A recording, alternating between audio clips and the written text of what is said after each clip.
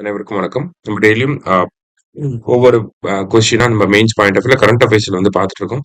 So இன்னைக்கு என்ன question இருக்கு அப்படின்னு சொல்லி பார்த்தீங்கன்னா, இந்த ஸ்ட்ரே டாக் இஷ்யூ வச்சு ஆல்ரெடி எத்திக்ஸ் பேஸ் பண்ணி ஒரு கொஸ்டின் பார்த்துருக்கோம். இன்னொரு ஃபார்மேட்ல ஒரு கொஸ்டின் வந்து நம்ம இந்த இடத்துல ஃபேஸ் பண்ண போறோம். சரிங்களா? The recent Supreme Court directives on managing stray dogs in India highlight the ethical dilemma between ensuring public safety and protecting animal rights அப்படின்னு சொல்லி கொடுத்துருக்காங்க. ஓகேவா? ஸோ ரீசெண்டா சுப்ரீம் கோர்ட்டோட டைரக்டிவ்ஸ் வந்து என்னவா வந்துச்சு நம்ம பார்த்திருந்தோம். ஃபர்ஸ்ட் வந்து எல்லா ஸ்ட்ரே டாக்ஸையும் வந்து ஒரு ஷெல்டர்ல வந்து அடைக்கணும் அப்படிங்கறத சொல்லியிருந்தாங்க. அதுக்கப்புறமா ஸ்டெரிலைசேஷன் பண்ணி இம்யூனைசேஷன் பண்ணி ரோட்ல விட்டுறலாம் அப்படின்னு சொல்லி அவங்களே அவங்களோட ஸ்டாண்டை வந்து சேஞ்ச் பண்ணிருப்பாங்க சுப்ரீம் கோர்ட். ஸோ டிஸ்கஸ் இந்த மாதிரியான ஒரு டைரக்டிவ்ஸ்னால என்ன ஆகுது, நமக்கு எத்திக்கல் டைலமா அப்படிங்கிறது கிரியேட் ஆகுது. பப்ளிக் சேஃப்டியை ப்ரொமோட் பண்றதா, அனிமல் சேஃப்டியை ப்ரொமோட் பண்றதா, அனிமல் ரைட்ஸை ப்ரொமோட் பண்றதா அப்படின்னு சொல்லி ஒரு டைலமா கிரியேட் ஆகுது. ஸோ அதை தான் இங்க கொடுத்துருக்காங்க. Discuss this issue in the light of ethical principles such as utilitarianism, duty-based ethics, and the concept of compassion. Suggest a balanced ethical framework for addressing such conflicts அப்படின்னு சொல்லி கொடுத்துருக்காங்க. சரியா? அதாவது இந்த எத்திக்கல் டைலமாவை நம்ம எத்திக்கல் பிரின்சிபல்ஸை பேஸ் பண்ணி எப்படி solve பண்ண முடியும், யூட்டிலிட்டாரியனிசம், டியூட்டி பேஸ்ட் எத்திக்ஸ், கம்பேஷனை பேஸ் பண்ணி நம்ம எப்படி இந்த எத்திக்கல் டைலமாவை அட்ரஸ் பண்ணலாம் அப்படிங்கறத இந்த இடத்துல பார்க்க போறோம். அதே மாதிரி ஒரு பேலன்ஸ்டு ஃப்ரேம் ஒர்க் அப்படின்னா வே ஃபார்வர்ட், இதுக்கப்புறம் இந்த மாதிரியான ஒரு விஷயம் நடக்கிறப்ப அதுக்கு எப்படி நம்ம அட்ரஸ் பண்ணணும் அதை அப்படிங்கறத நம்ம இந்த இடத்துல பார்க்க போறோம். சரியா?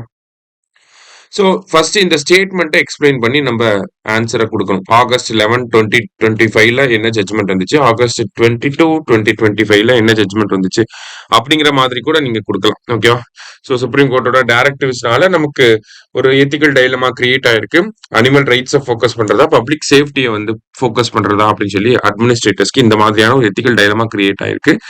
ஸோ இந்த எத்திக்கல் டைலமாவை நம்ம வேரியஸ் எத்திக்கல் பிரின்சிபல்ஸோட அந்த லென்ஸை வச்சு நம்ம அனலைஸ் பண்றப்ப நமக்கு வந்து ரொம்ப ஹெல்ப்ஃபுல்லா இருக்கும், ஒரு கிளாரிட்டி வந்து கிடைக்கும் அப்படிங்கறத நம்ம கொடுக்குறோம். சரிங்களா? ஸோ யூட்டிலிட்டாரியன் பிரின்சிபல் அப்படிங்கிறப்ப நமக்கு தெரியும், கிரேட்டர் குட்டை தான் வந்து ஃபோக்கஸ் பண்ணுவாங்க. அப்ப மக்களை தான் இந்த இடத்துல ஃபோக்கஸ் பண்ணணும்னு சொல்றாங்க.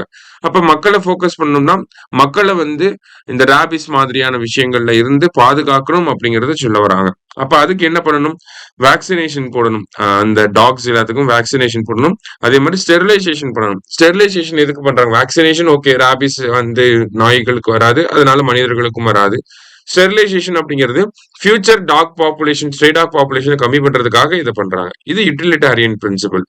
டியூட்டி பேஸ்ட் எத்திக்ஸ்னா என்ன பண்ணுவாங்க அப்படின்னா, அந்த டியூட்டியை கரெக்டா ஃபாலோ பண்ணுவாங்க. கான்ஸ்டிடியூஷன்ல என்ன சொல்லப்பட்டிருக்கோ இல்ல ரூல்ஸ் பேஸ்டா என்ன சொல்லப்பட்டிருக்கோ அந்த ரூல்ஸ்ல இருக்கக்கூடியதை டு த பேப்பர் அப்படியே ஃபாலோ பண்ணுவாங்க. அதுதான் வந்து டியூட்டி பேஸ்ட் எத்திக்ஸ் அப்படின்னு சொல்லுவாங்க. அப்ப இந்த இடத்துல சுப்ரீம் கோர்ட்டோட டைரக்டிவ்ஸை கையில எடுத்துப்பாங்க. அதே மாதிரி நமக்கு கான்ஸ்டிடியூஷன்ல என்ன பிரின்சிபல்ஸ் இருக்கோ அதையும் கையில எடுத்துப்பாங்க. இப்போ ஆர்டிகல் 21 அப்படிங்கிறது சிட்டிசன்ஸ்க்கு வந்து சேஃப்டியை என்ஷூர் பண்ணக்கூடிய ஆர்டிகல். ஆர்டிகல் 51 ஏஜி அப்படிங்கிறது கம்பேஷனை கொண்டு வரணும் லிவிங் பீயிங்ஸ்க்கு அப்படின்னு சொல்லக்கூடிய ஆர்டிகல். இது ரெண்டையும் எடுத்துப்பாங்க.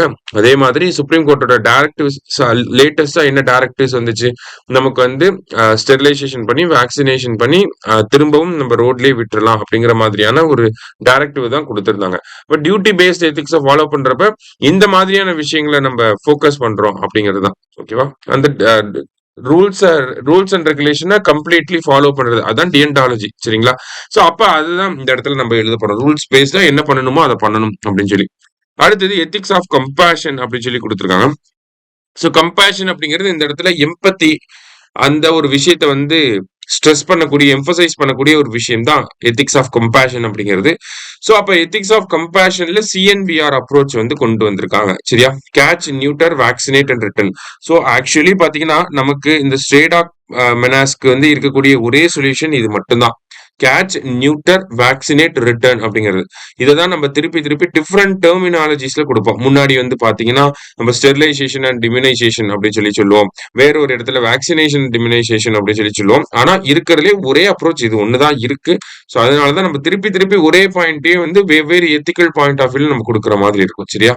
அடுத்தது ஒரு பேலன்ஸ்டு ஃப்ரேம் ஒர்க் இருக்கணும் அப்படின்னா அகைன் ஸ்டெரிலைசேஷன் அண்ட் வேக்சினேஷன் இருக்கணும். முனிசிபல் அக்கௌண்டபிலிட்டி இருக்கணும். அதாவது வேஸ்ட் மேனேஜ்மெண்ட் பண்ணணும். ஓகேங்களா? வேஸ்ட் எங்க இருக்கோ அங்கதான் டாக்ஸ் அதிகமா இருக்கும். அப்ப வேஸ்ட் மேனேஜ்மெண்ட் அப்படிங்கறத பண்ணணும். ஒரு ப்ராப்பர் ஃபீடிங் ஏரியா அப்படிங்கறத கொண்டு வரும். ஓகேங்களா? அதான் ரெஸ்பான்சிபிள் ஃபீடிங் அண்ட் ராபிஸ் ப்ரிவென்ஷனுக்கு வந்து பப்ளிக் சென்சிடைசேஷன் பண்ணணும் அப்படின்னு சொல்றாங்க. பப்ளிக்கு அவேர்னஸ் கொடுக்கணும் அப்படின்னு சொல்றாங்க. அப்படி இல்ல. அதுவுமே நம்ம பண்ணலாம். அதையும் தாண்டி டாக்ஸுக்குன்னு எக்ஸ்க்ளூசிவான ஃபீடிங் ஏரியாஸ் அப்படிங்கறது கொடுக்கலாம். அங்க மட்டும்தான் சாப்பாடு இருக்கும் அப்படிங்கிறப்ப டாக்ஸும் அந்த ஏரியாவை தாண்டி அந்த லொக்காலிட்டியை தாண்டி எங்கேயும் போகாது. அதே மாதிரி என்ஜிஓஸோட கொலாபரேட் பண்ணி இந்த விஷயங்களை சரியான முறையில இம்ப்ளிமெண்ட் பண்ணணும் அப்படின்னு சொல்லி நம்ம முடிக்கலாம். சரிங்களா? ஸோ 2 கொஸ்டின்ஸ் வந்து பார்த்திருக்கோம். இந்த ஸ்ட்ரே டாக் மெனாஸ பேஸ் பண்ணி. ஸோ இது போதும். இத வச்சு நீங்க உங்கனால ஸ்ட்ரே டாக் பத்தி ஏதாவது கொஸ்டின் கேட்டாங்கன்னா, இதுல 2 கொஸ்டின்ல பார்த்தத வச்சு உங்கனால கண்டிப்பா ஆன்சர் பண்ண முடியும். சரியா? Thank you. Suresh IAS academy வெற்றியின் முகவரி.